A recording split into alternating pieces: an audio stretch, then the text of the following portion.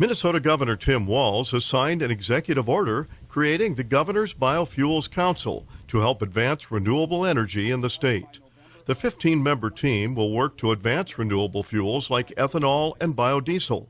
Trade disruptions and EPA waivers granted to oil refineries have reduced demand for biofuels, and that's hurting rural Minnesota.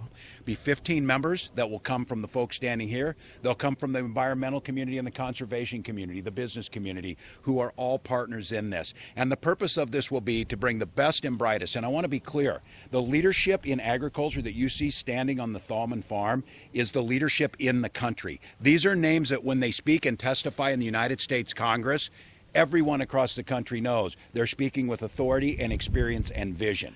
Trade disruptions and refinery waivers have eliminated about 4 billion gallons of ethanol demand that was called for in the renewable fuel standard. We have a product that can compete. We have a product that can save people money, and it's good for the environment.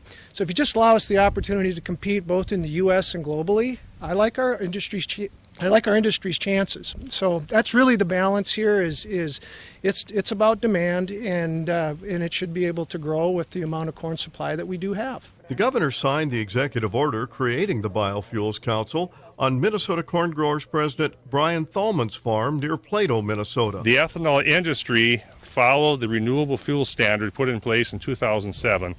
That was a roadmap to what our country wanted in renewable fuel.